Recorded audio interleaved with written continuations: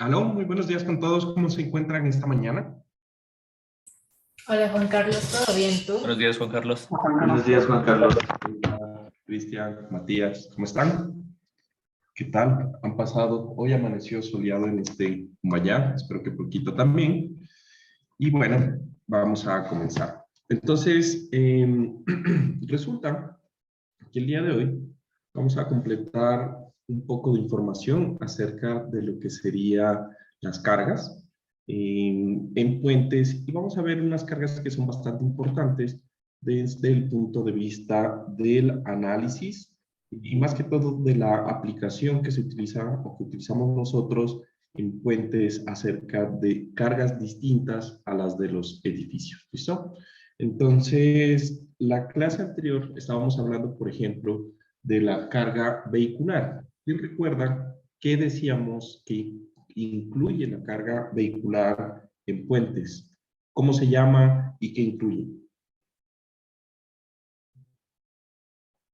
Se llama la del HL93, que incluye un tándem, también el carril de diseño y un vehículo ficticio. Muy bien. Y decíamos que esas cargas estaban aplicadas a un carril de diseño, recuerden. Entonces, un camión, mejor dicho, la carga viva vehicular, está aplicado para los N carriles de diseño que ya aprendimos a calcular. ¿Cuántas combinaciones de carga posibles hay de esas carguitas de vehículos? ¿Cuántas dijimos? 4. Cuatro. Cuatro, ajá. La L1 y la L2, que llamábamos las dos primeras, se constituían como. ¿Cómo se hacían esas? ¿O qué incluían esas cargas?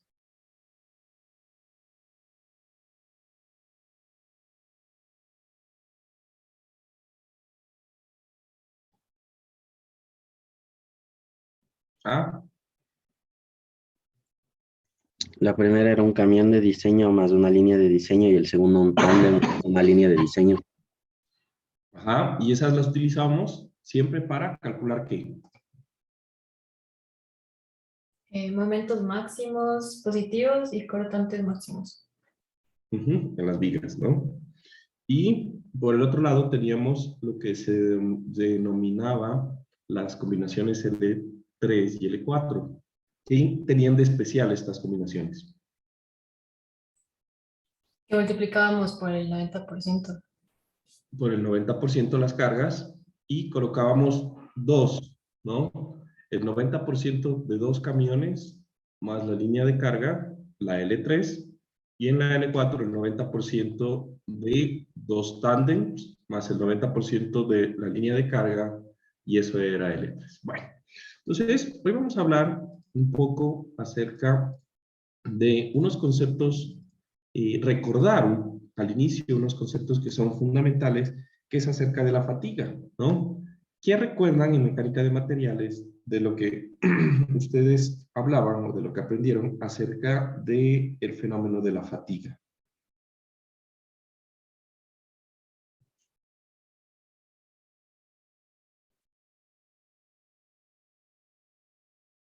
¿Se recuerdan? ¿Poco, más o menos? Es cuando un material está sometido a un esfuerzo durante mucho tiempo y empieza a deformarse debido a eso. Un esfuerzo grande durante mucho tiempo. Ya, o sea, tú hablas del creep, ¿no? Por cargas permanentes. Bueno, vamos a hablar un poco acerca de eso, ¿listo? Entonces, en general, nosotros vamos a decir que existe algo que se llama el control de fatiga.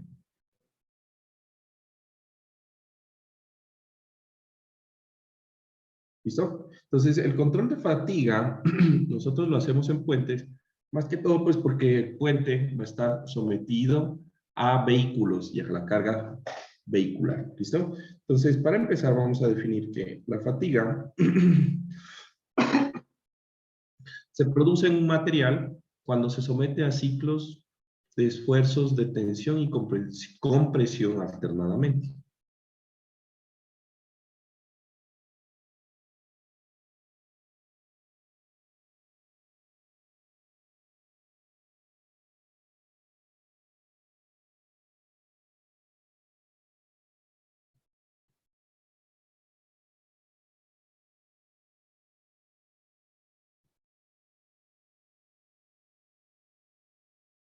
¿Listo?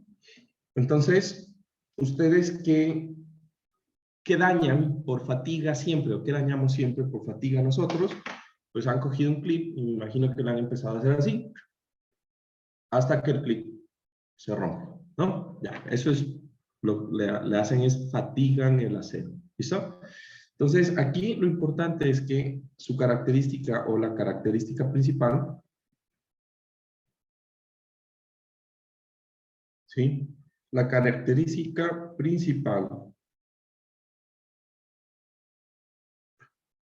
es que yo no necesito superar los esfuerzos de fluencia del material, ¿sí? Para que éste se rompa, ¿no? Entonces, es que no se necesita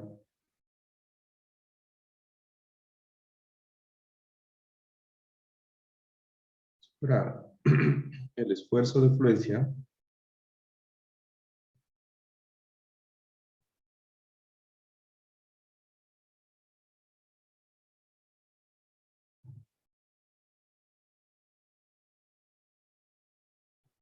para que se rompa. Ya. Ahora, ¿qué produce la fatiga? Lo que produce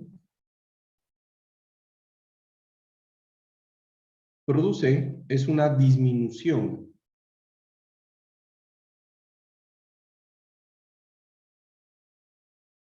va a producir una disminución en el esfuerzo último que va a soportar el material.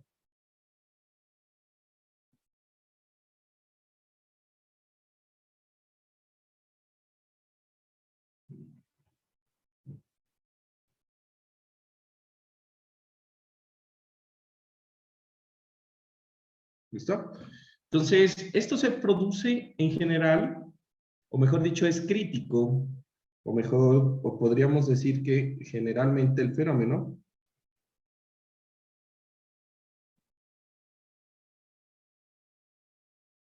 controla el diseño de elementos de acero en puentes.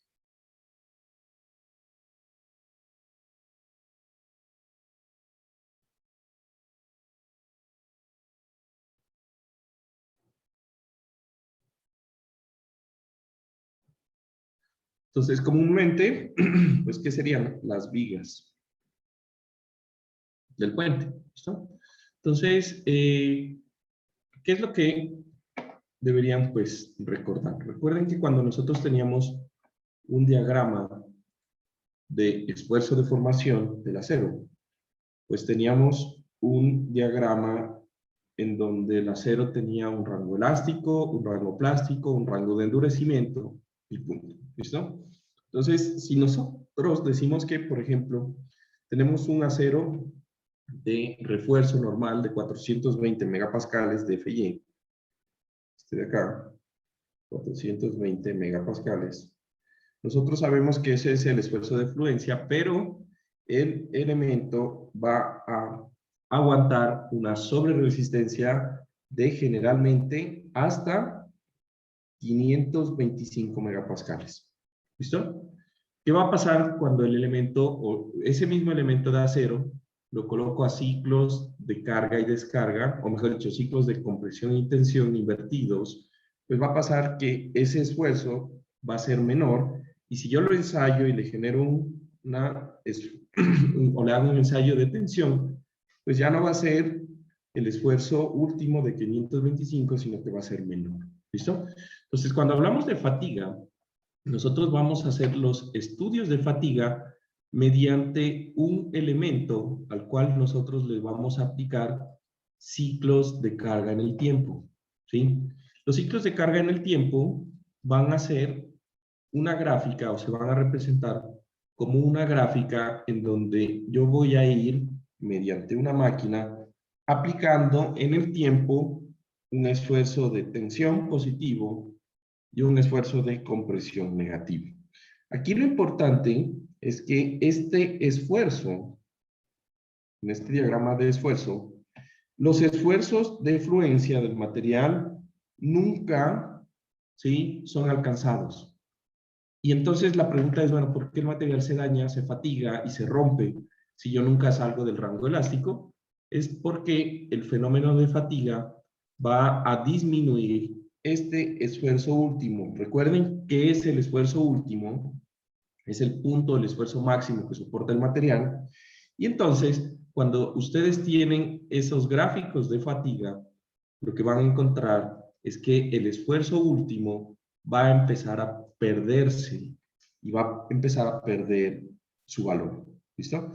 Entonces, un gráfico de fatiga va a tener en el eje vertical lo que nosotros denominamos el esfuerzo último del material. Y en el eje horizontal van a estar los ciclos de carga.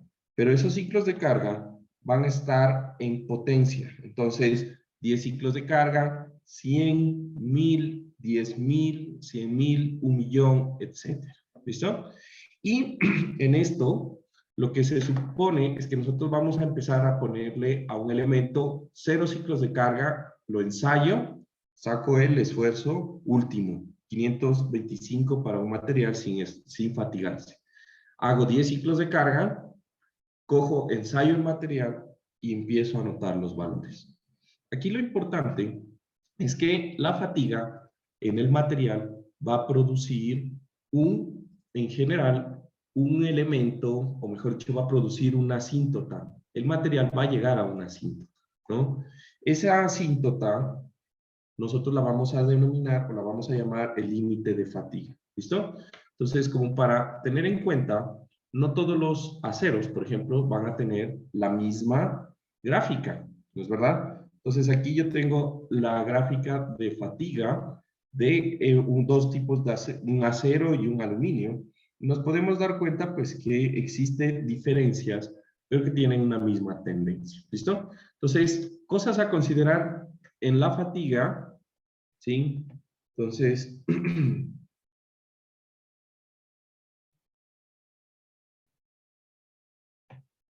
cosas a considerar en la fatiga es que la fatiga produce una disminución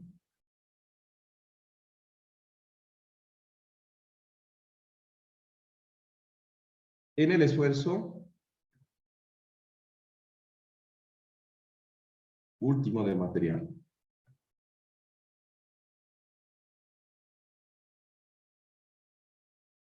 ¿Sí? Lo que causa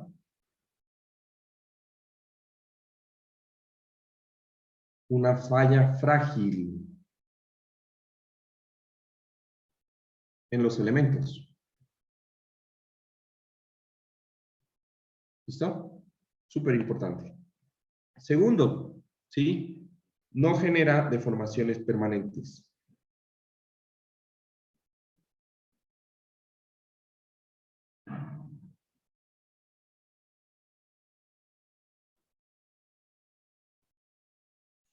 Y como no genera deformaciones permanentes, esto es peligroso porque no brinda un aviso temprano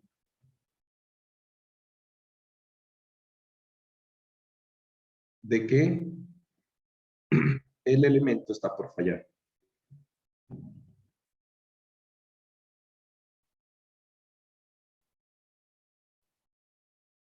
¿Listo? ¿Qué más? El material fatigado, ¿sí? Esto es importante por el límite de la fatiga, ¿no? Entonces, el material fatigado tiene un límite de esfuerzo último mínimo.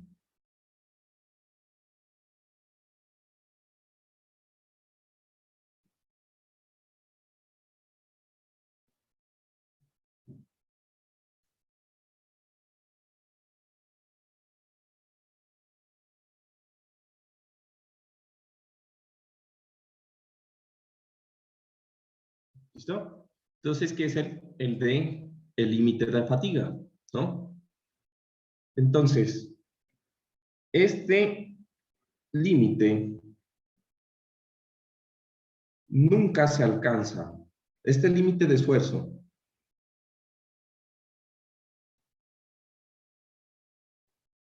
nunca se alcanza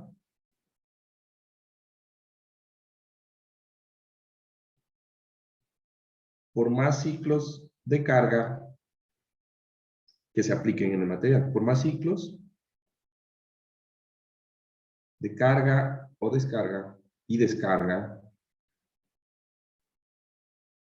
se apliquen.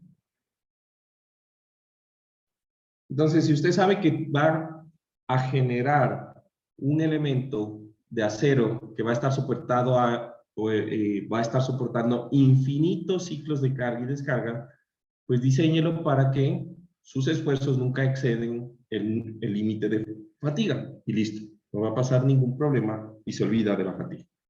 Obviamente eso hace que el elemento sea muchísimo más grande en sus dimensiones para lograr alcanzar este ciclo. ¿Listo? Ahora, ¿por qué les hablo de la fatiga? Más que todo porque nosotros vamos a tener un vehículo para el control de fatiga.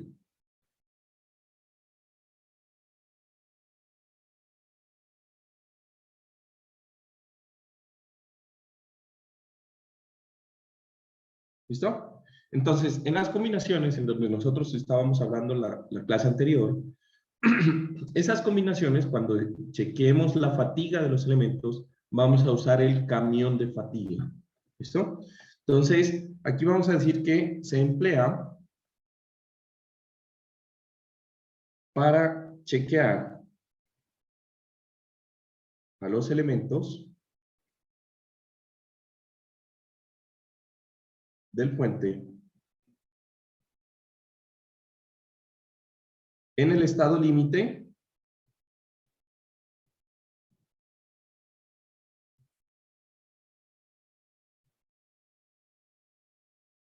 de fatiga y fractura.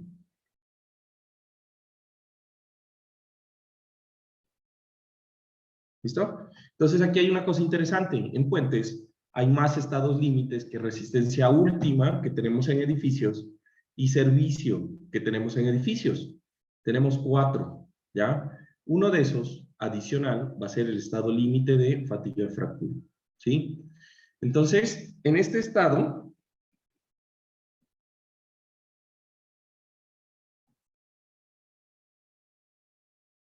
vamos a comprobar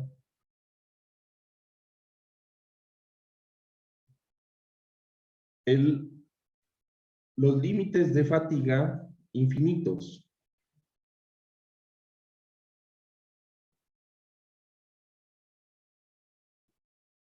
Finitos e infinitos de los elementos.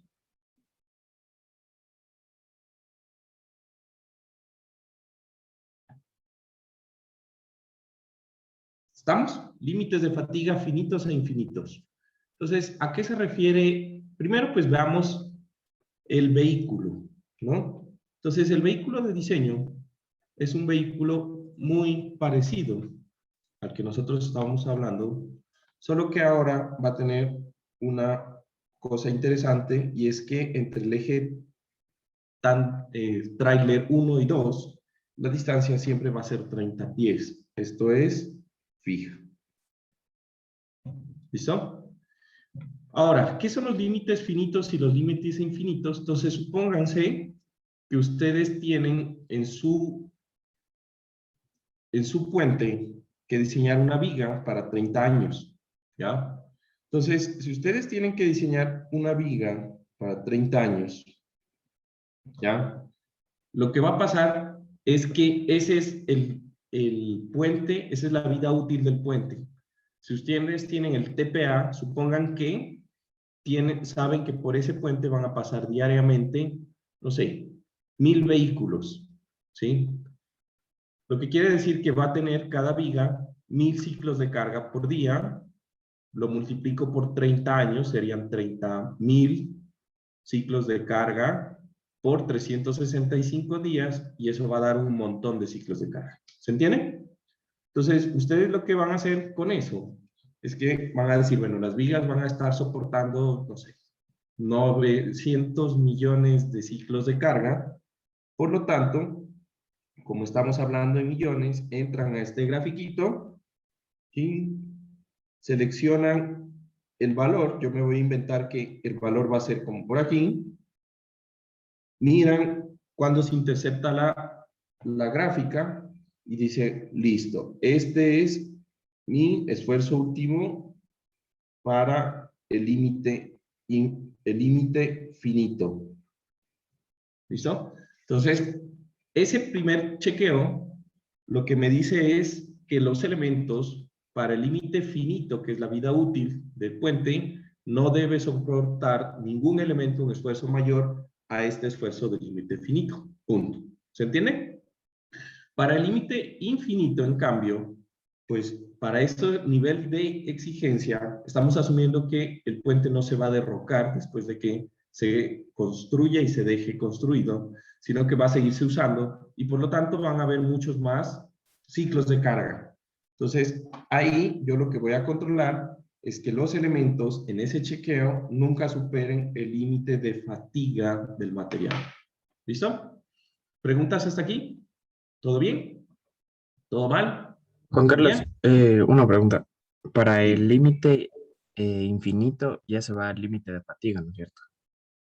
Exacto. Yo debo comprobar que los elementos no tengan un esfuerzo mayor al límite de fatiga.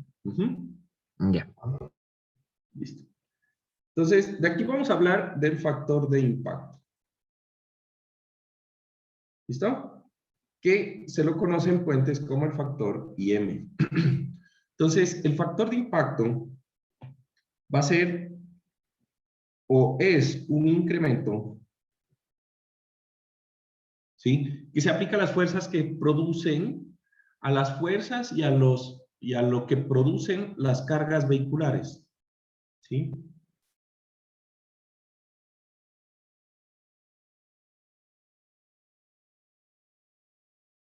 Entonces, pongámoslo aquí, es un factor que se aplica a las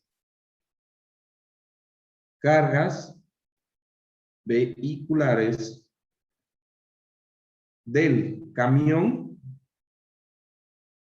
y tándem de diseño, solamente a esos. ¿Sí? Y nada más. ¿Listo? Entonces, ¿qué va a simular o qué pretende? Esto pretende considerar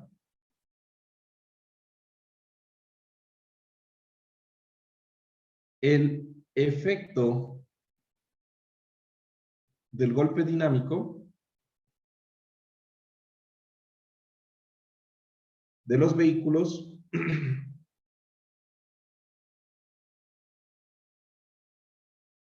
sobre los elementos del puente.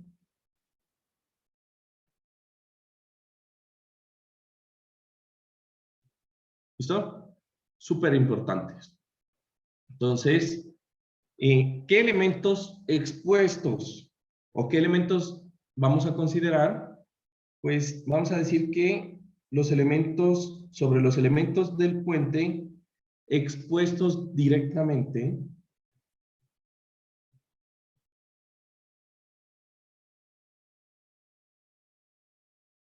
al tránsito del vehículo.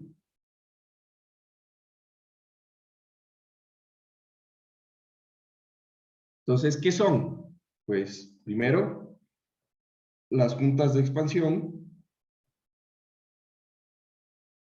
¿Qué más serían? Las losas, las vigas, ¿sí? En general, pues los elementos de la superestructura.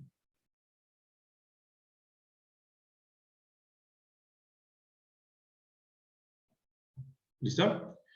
Entonces, ojo, esto es súper importante. Solo se aplica al camión y al tándem. ¿Ya? Pues yo les preguntaba por la mañana, bueno, ¿qué más hay? Está la línea de diseño. A la línea de diseño no se aplica. ¿Sí? Entonces, ¿esto por qué se produce? Se produce por las discontinuidades en los elementos, ¿no? Por ejemplo, la losa de aproximación es discontinua con la losa del puente y por eso hay una junta de expansión. ¿Recuerdan? ¿No? Entonces se origina por las discontinuidades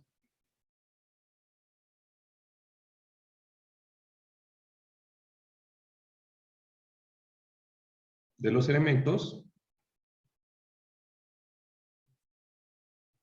también puede ser causado por los asentamientos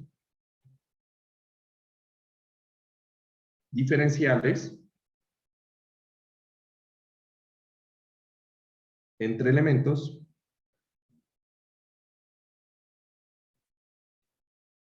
¿sí? Resonancias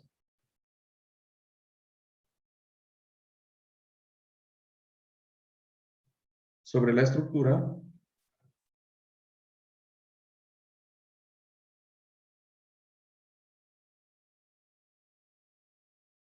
etcétera, ¿no?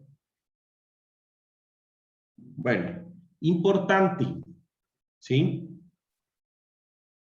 Para elementos enterrados,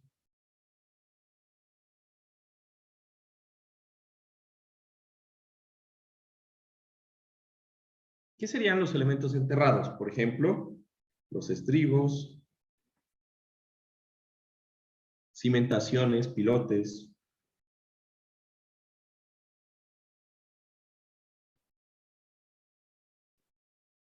etcétera. No se consideran sometidos a impacto.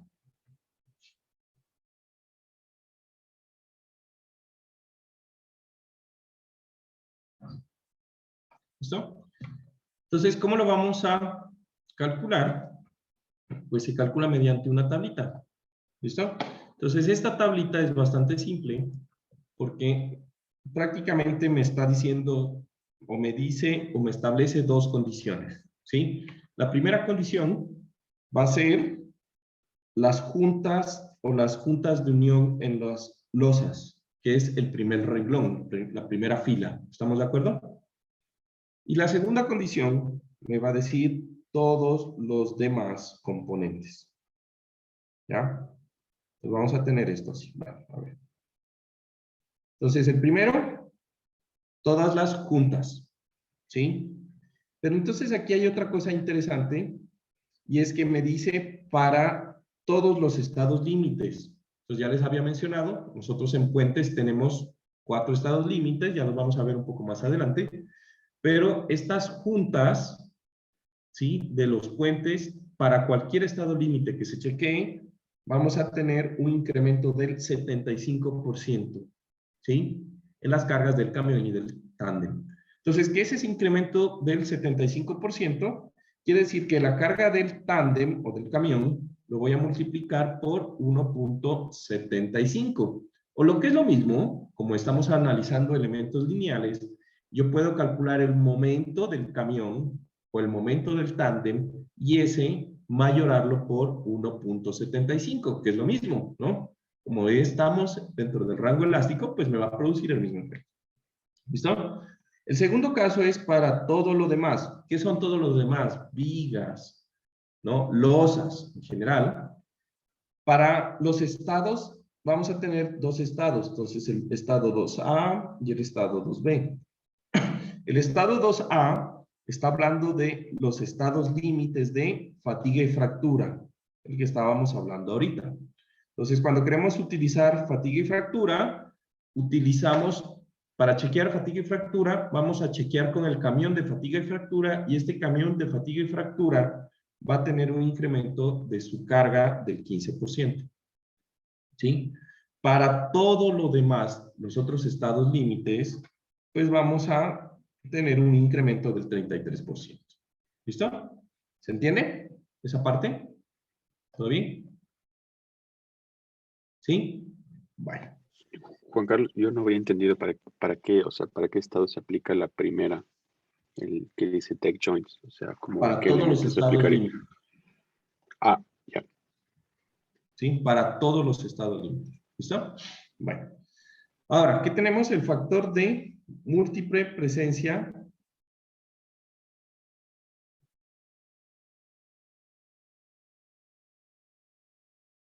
de carga viva por línea de carga.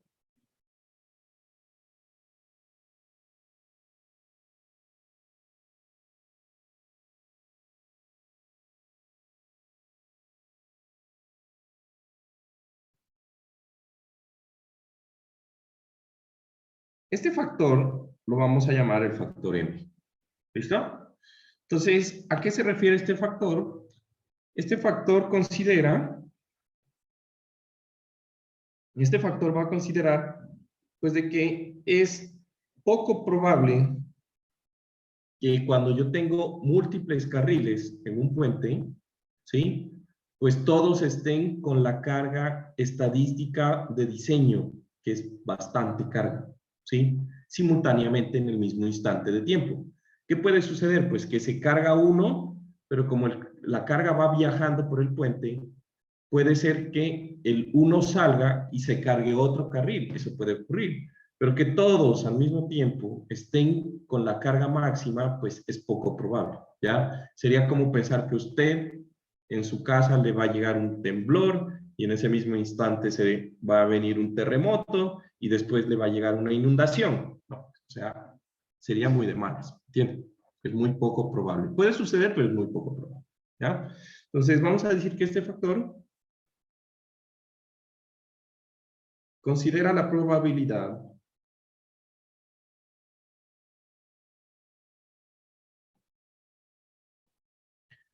de que las cargas vehiculares de diseño ocurran simultáneamente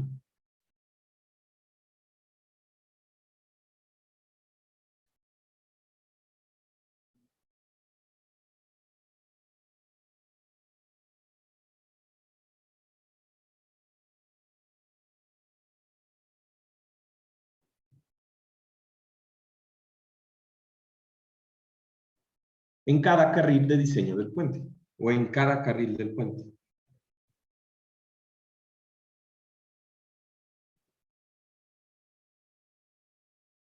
Poco probable, ¿no? Entonces, ¿cómo se lo vamos a calcular?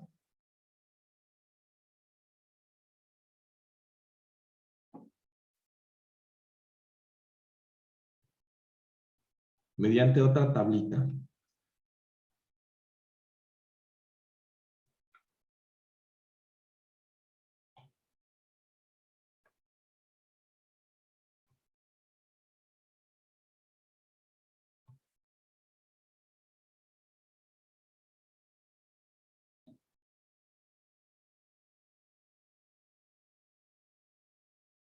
¿Listo?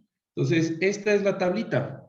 Entonces, el factor M va a depender del número de líneas cargadas, ¿sí? Entonces, load lanes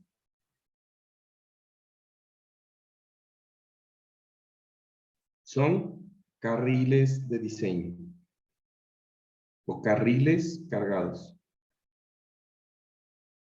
Entonces, un puente, por ejemplo, puede tener un carril, 2 carriles, 4 en general. ¿Listo? Y entonces lo que nosotros vamos a hacer es que esa carga de, si tenemos un carril de diseño, ¿sí? Pues lo vamos a multiplicar por 1.20. Si tenemos 2 por 1 y así sucesivamente los que estén en esta tabla. ¿Listo? Aquí les he puesto dos notas, o mejor dicho, una nota supremamente importante, ¿ya? Más adelante, nosotros vamos a aprender que en puentes yo tendría que modelar la superestructura para puentes complejos. Con elementos finitos tendría que modelar la losa, las vigas, la longitud del puente y todo lo que incluye el puente. ¿Listo? Pero la norma me permite, digamos que de alguna forma, utilizar métodos sencillos para el análisis y diseño de puentes, ¿ya? Entonces, un método es este método que vamos a ver más adelante, que es el método de los factores de distribución de carga. Es un método aproximado, ¿listo? Entonces, este método aproximado lo que me va a permitir es diseñar un puente aplicando solamente un carril de diseño, las cargas de diseño, ¿sí? Y distribuyendo las cargas en función a estos factores, ¿sí? Entonces, estos factores de distribución ya contemplan el factor M de múltiple presencia de carril, ¿sí? Excepto cuando utilicemos algo que vamos a llamar la regla de la palanca. Entonces, no se olviden de esa parte. Se los voy a recordar cuando volvamos a mirar esto de los factores de múltiple presencia de carga. ¿Listo? ¿Preguntas?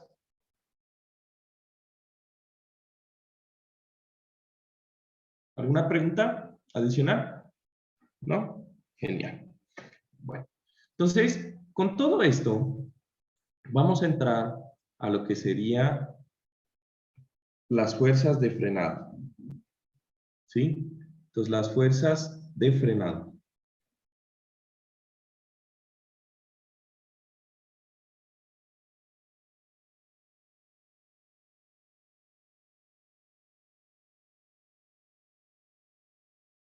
Esta fuerza de frenado en el Ashto va a estar como la fuerza B sub R. ¿Listo? La fuerza de frenado, lo que, como ustedes están imaginando, lo que considera es la fuerza dinámica que se produce al frenar un vehículo.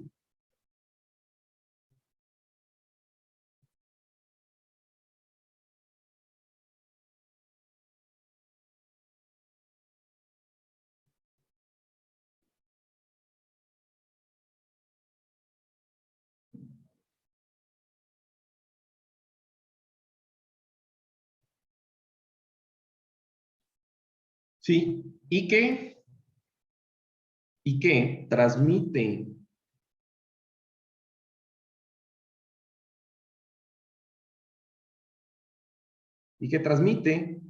su cantidad de movimiento.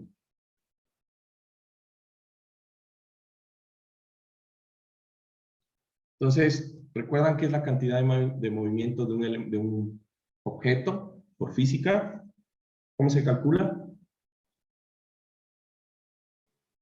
Masa por velocidad. Exacto, masa por velocidad. A mayor velocidad, así sea la masa pequeña, pues la cantidad de movimiento se hace muy grande. Por eso, un objeto a la velocidad de la luz, pues prácticamente no existe, ¿no? En teoría, no existe algo que pueda moverse a esa velocidad. Empieza a perder masa para poder que sea físicamente posible. Bueno, esa vaina interesante de la teoría, ¿no? Entonces, ¿y qué transmite su cantidad de movimiento por fricción al tablero del puente? Por fricción en sus llantas, ¿no? Pues sería por fricción en sus llantas.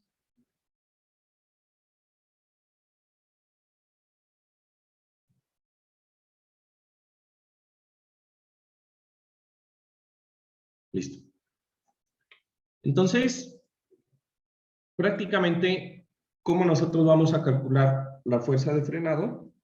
Entonces, la vamos a calcular como la fuerza de frenado va a ser igual al máximo de 3 condiciones. Primera condición, el 25% del peso del tándem. Del peso dentro del puente.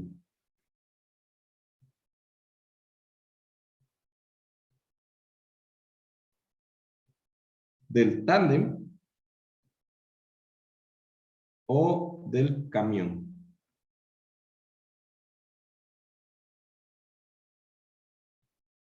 ¿Sí? Todo lo que está dentro del puente, y para eso hay que considerar la longitud del puente. Entonces, si un camión de diseño tiene una longitud de 8 metros y el puente que estamos diseñando tiene 5, quiere decir que un eje no va a estar dentro del puente. ¿Estamos de acuerdo? Por lo tanto, pues solamente serían de los ejes, ¿no? Ahora, la segunda condición va a ser el 5% del peso dentro. Aquí debería poner así, del peso de los ejes. Dentro del puente.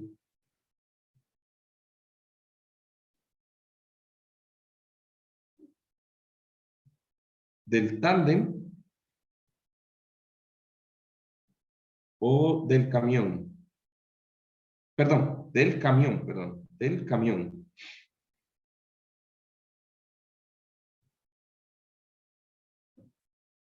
Ya esto le voy a adicionar más la línea de carga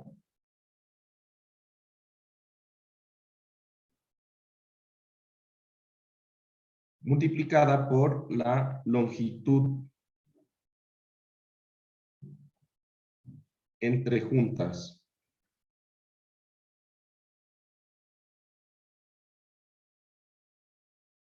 Del tablero.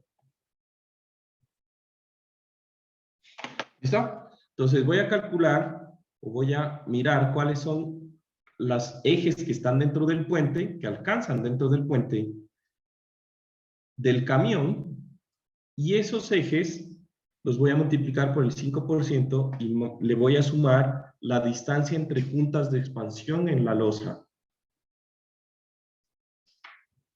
¿Estás hablando, Patricio? Porque te veo hablando, pero no te escucho. No, tenía que decirle algo a mi hermano. Ah, ya, no te preocupes. Pensé que me estabas preguntando algo, ya. Y entonces, el tercero va a ser igual, solo que en vez del peso del camión, ¿sí? Va a ser el peso del tándem.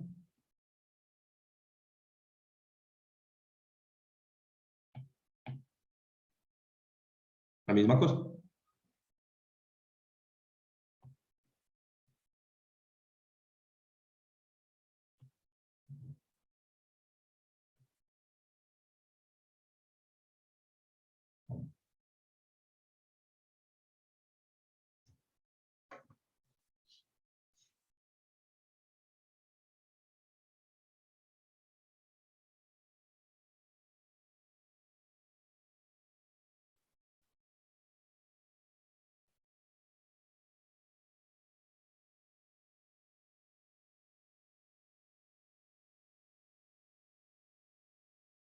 ¿Preguntas? ¿Hasta ahí? Todo claro, creo. Ok, bueno. Entonces nadie me preguntó cómo se aplica eso, ¿no? Es súper importante, ¿no les parece? Entonces, ¿cómo vamos a aplicar esa fuerza? ¿Sí? Esa fuerza se la va a aplicar de una forma interesante. Entonces, la fuerza de frenado, cuando usted frena, ¿es una fuerza que se aplica longitudinal al puente o transversal al puente? Pregunta. ¿Qué opinan? Longitudinal. Longitudinal. Longitudinal. ¿Listo? Entonces, la fuerza de frenado va a ser una fuerza que la vamos a aplicar longitudinal, ¿correcto? ¿Sí? Pero entonces, su forma de aplicación va a ser teniendo en cuenta el peor escenario. El peor escenario, supongan que tienen un puente de 4 carriles y de esos 4 carriles, 2 van en un sentido y 2 van en el otro. Entonces, si todos los vehículos frenan a la vez, la fuerza que producen los que van en un sentido es contrarrestada por la fuerza que producen los que van en el otro sentido. ¿Estamos de acuerdo? Entonces, ahí no produce ningún efecto la fuerza de frenado, ¿sí? Sin embargo, si yo tengo dos carriles por cada sentido, el efecto más crítico es cuando solamente los carriles que van en un mismo sentido frenan, ¿sí? Y el resto no frena.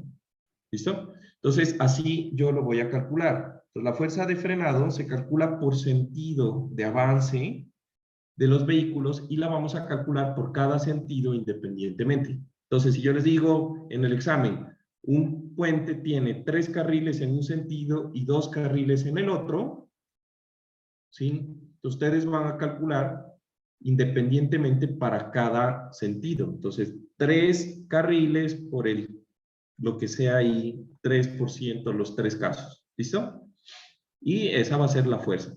Ojo, recuerden que estos 3 casos son para un carril, ¿sí? Para un carril cargado.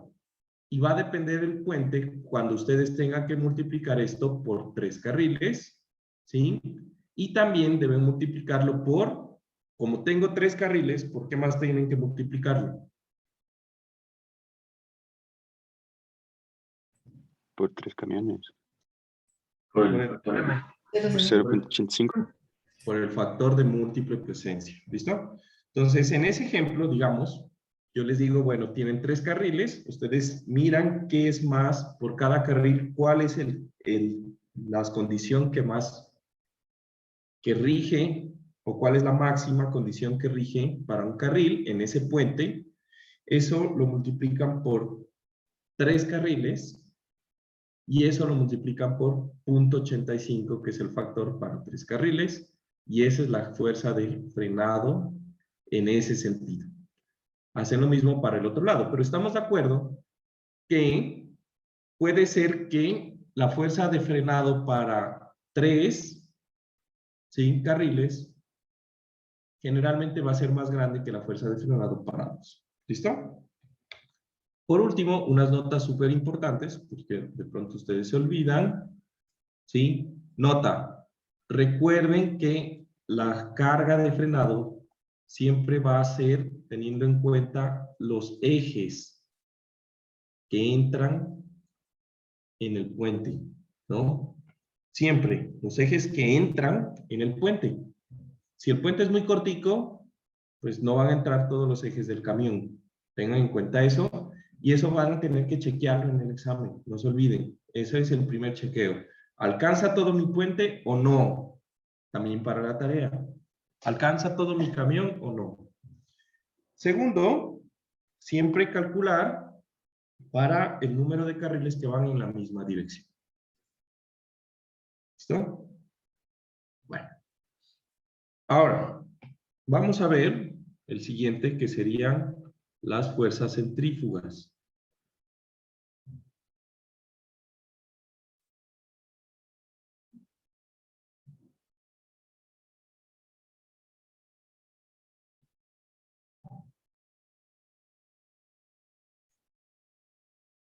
La fuerza centrífuga.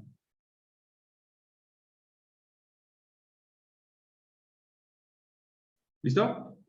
Entonces, como su nombre lo indica, la fuerza centrífuga no es nada más,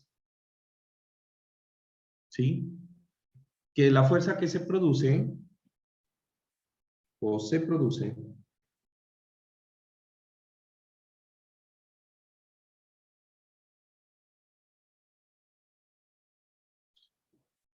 se produce por vehículos que circulan en tramos curvos del puente.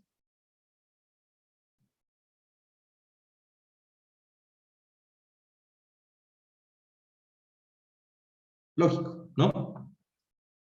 Entonces, esta fuerza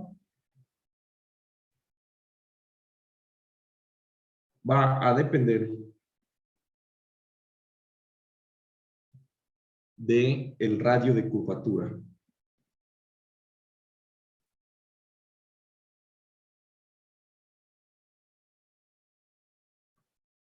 Y la velocidad de tránsito.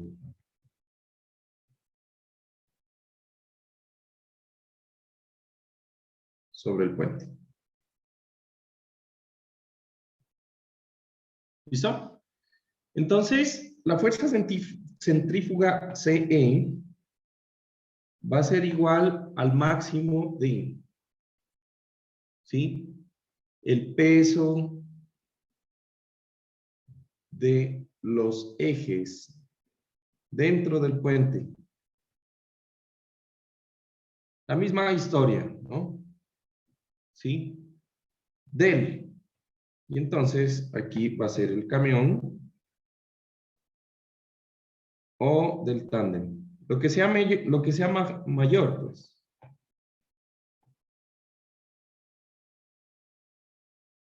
¿Sí? Y esto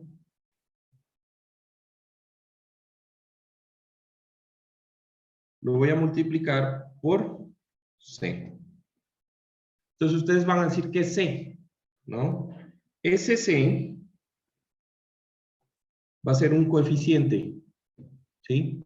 Entonces C va a ser igual a F por la velocidad al cuadrado sobre la gravedad sobre el radio de curvatura.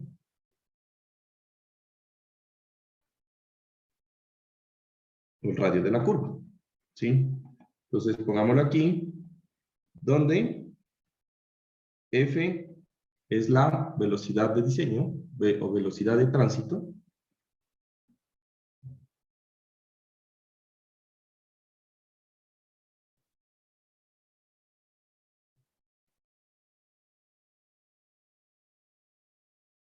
R es el radio de curvatura.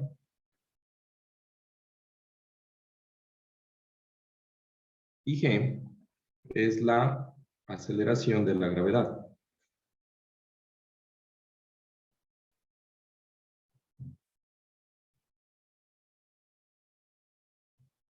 Y entonces aquí el factor como raro es F. ¿Qué es F?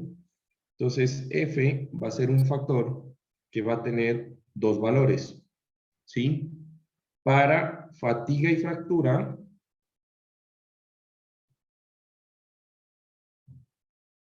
entonces el valor va a ser 1. ¿Listo? Y para los demás estados límites,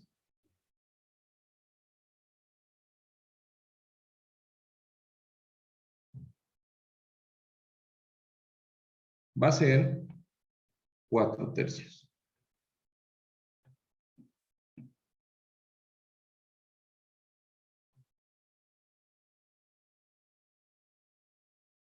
¿Listo?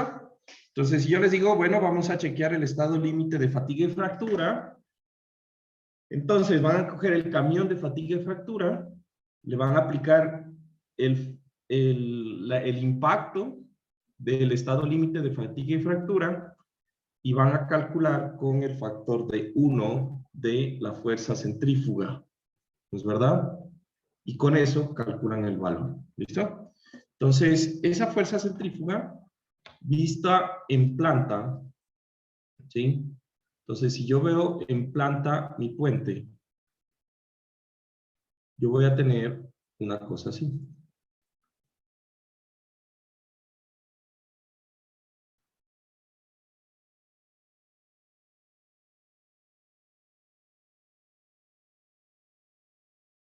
Entonces, si yo veo en planta,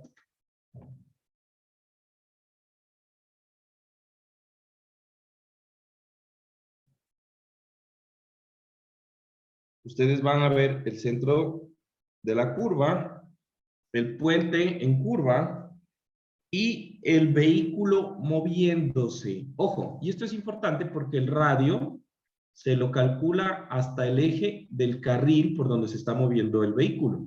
¿Estamos de acuerdo? Entonces, si yo tengo un puente que tiene 20 metros de ancho, pues la fuerza centrífuga que va a producir el que está más cerca al centro de la curva va a ser menor al que va a producir el del extremo, ¿sí? Y eso debo considerarlo. Y la fuerza centrífuga, ¿cómo es? ¿Es un vector de fuerza longitudinal al puente o transversal al puente? ¿Qué opinan? Transversal. Transversal al puente, ¿no? Entonces, ¿cómo lo vamos a aplicar? ¡Ay! Yo creo que... A ver. Aquí me olvidé de mencionarles una cosa. Bueno, ahorita les menciono esto. Pero al igual que la fuerza de frenado, la fuerza centrífuga se va a aplicar como un vector que va a estar ubicado a 6 pies de alto. Entonces, 6 pies de alto son 1.83 metros. ¿Estamos? Entonces, 6 pies de alto van a ser 1.83 metros. Y asimismo, se aplica la fuerza de frenado a 6 pies o 1.83 metros. ¿Listo? Entonces, de aquí en adelante, no se olviden, la fuerza de frenado y la fuerza centrífuga se aplica a la misma altura como un vector, uno longitudinal y el otro transversal. Ahora, cosas importantes de diferencia, ¿sí? La principal diferencia entre la fuerza de frenado y la fuerza centrífuga es que la fuerza de frenado solamente se calcula por los vehículos que tienen el mismo sentido de avance. ¿No es verdad? O sea, en el ejemplo decíamos que si yo tengo 2 carriles que van en un sentido y 2 que van en el otro, pues voy a calcular independientemente para cada uno y nunca para los 4, ¿sí o no? Nunca calculo para los 4 porque no es el peor efecto. En cambio, en la fuerza centrífuga no importa eso. ¿Por qué? Porque si van circulando vehículos en el sentido norte-sur, la fuerza centrífuga va a tratar, es la misma y va a ir en la misma dirección que si los vehículos van circulando en el sentido sur-norte. Da lo mismo. Entonces, para la fuerza centrífuga, siempre yo voy a considerar pues que todos los carriles están circulando al mismo tiempo. ¿Se entiende esa parte? Súper importante. ¿Listo? Sí, no, preguntas, nada. Juan Carlos, si solo se considera como que hubiera un camión en cada carril.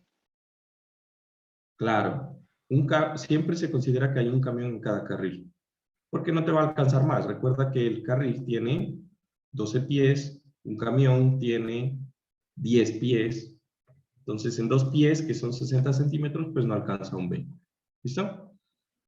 Ya para terminar, vamos a hablar de la fuerza de las veredas o andenes. ¿Sí? Entonces, ¿qué pasa con esta fuerza? Esta fuerza, primero que todo, es algo que debe considerarse con mucho cuidado. ¿Listo? La fuerza en veredas y andenes debe considerarse con mucho cuidado porque su aplicación va a depender de si en el futuro se planea o no usar ese espacio como un carril. Entonces, ¿quién dictamina eso? Pues el estudio del puente. Un puente, como les comentaba, pues siempre debe tener un estudio de mantenimiento después de construido y debe ser parte de un plan de ordenamiento territorial en donde se sepa cómo va a ir creciendo y cuáles son las medidas para que crezca adecuadamente la ciudad. ¿Listo? Entonces, vamos a iniciar diciendo de que la carga del diseño de las veredas va a ser dependiendo del ancho de la vereda, si tenemos para 1 o para 2 personas, ¿sí? Entonces, si yo tengo ese ancho adecuado, la carga va a ser colocada como una carga de 0.075 KSF. ¿Qué es KSF? Kilogramo fuerza por metro. Por pie. ¿Kilogramo fuerza por metro? No. Es kilolibra por pie cuadrado. Por pie cuadrado. Ajá, es una carga, es una presión realmente. ¿Listo? Entonces, esa presión, ¿sí? Ustedes la van a calcular por un ancho. Entonces, por un metro lineal, pues va a ser 366 kilogramos fuerza por metro lineal. ¿Listo? Pero es una presión que va a depender del ancho del andén. ¿Listo? Entonces, nosotros vamos a tener aquí un esquema, por ejemplo, en este esquema ustedes tienen los camiones, ¿sí?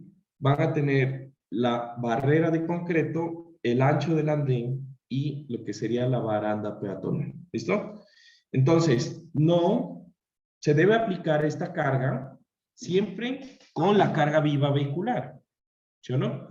Entonces, los vehículos más la carga del andén, ¿sí? Y si en algún momento ustedes determinan que en el futuro del puente se va a quitar el andén, o pueda ser, o bueno, se va a quitar el andén para hacer tránsito de vehículos, o pueda llegar el caso en donde un vehículo se pueda subir al andén, ¿sí? Se debe diseñar como con la carga viva vehicular en ese espacio y no con la de los andenes, porque es mucho menor. ¿Listo? Entonces, tengan en cuenta esa parte. ¿Listo? Ya para terminar, les quería mencionar 2 cositas, ¿no? Lo primero es, generalmente cuando ustedes salen de la U, pues ustedes van a tener la oportunidad de participar ya en proyectos reales. Y de los que les van a encargar, seguramente van a hacer el diseño de puentes, pero puentes peatonales, ¿sí? Entonces, para estos puentes peatonales, no vamos a hablar nosotros en el curso, no es parte del alcance del curso, pero para que lo tengan en cuenta, existe un código del AASHTO que rige lo que serían los puentes peatonales. Es este, el LRFDX, de Pedestrian Bridge. ¿Listo? Entonces, en este, ¿sí? Ustedes van a encontrar la información para hacer los lineamientos o hacer el diseño de este tipo de puentes. Tengan en cuenta que en estos puentes es muy, o mejor dicho, el código permite de que puedan circular vehículos de emergencia sobre este puente, pero son casos específicos y excepcionales para este tipo de sistemas, ¿no? Entonces, los métodos de carga para estos puentes son específicamente establecidos en los códigos, ¿ya? Entonces, ¿por qué les menciono esto? Justamente antes de venir a Ecuador, resulta que se cayó un puente en Bogotá. Entonces, allá existe la Universidad Militar Nueva Granada, que es prácticamente una universidad privada, y en la universidad hicieron un puente de tipo, ¿quién identifica qué tipo de puente es este? Según lo que se ve en la imagen. Atirantado. Es un puente atirantado, ¿no? Ese puente atirantado, ¿sí? Justamente el día que estaban haciendo el ensayo de carga, colapsó y quedó así, botado en medio de dos vías principales, porque ahí están viendo los tres carriles de un sentido, se mira parte del separador y del otro sentido hay tres carriles más. ¿Listo? Entonces, ¿qué sucedió en este puente? Pues básicamente en el ensayo de carga al ingeniero se le ocurrió la brillante idea de llevar un pelotón del ejército a que marche sobre el puente, ¿no? Entonces, mientras los del ejército estaban marchando, pues el efecto dinámico de la carga que hacían ellos con sus pasos sincrónicos hizo que exista un efecto de amplificación dinámica en el puente que hizo fallar una conexión en el otro extremo que no se ve del puente, ¿no? Y el puente colapsó, ¿no? Entonces, el día de la inauguración ocurrió eso, afortunadamente no le cayó a ningún vehículo encima, afortunadamente no murió nadie, solamente hubieron heridos y pues los heridos fueron los del ejército, los que estaban caminando por encima, ¿listo? Entonces, tengan en cuenta eso, ¿no? Si quieren más información de cómo se hacen los ensayos de puentes, pueden pedirle mucha información a Eva. Eva actualmente creo que es una persona que en el mundo de las que más saben acerca de los ensayos de carga sobre puentes y ella les puede decir un poco más acerca de esto, pero no cometan este error. Siempre esto ya está normado, está establecido y no hagan este tipo de cosas. ¿Listo? ¿Preguntas adicionales?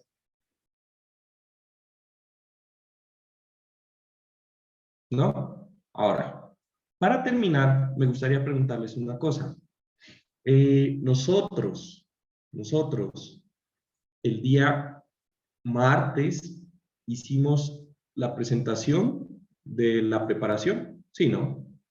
Sí la hicimos, ¿no? Ah, listo. Sí. Sí la hicimos. Entonces, como sí la hicimos, esto era lo que quería compartirles el día de hoy. Nos sobraron unos 10 minutos para que puedan irse a tomar un café, desayunar. Yo ciertamente voy a hacer eso.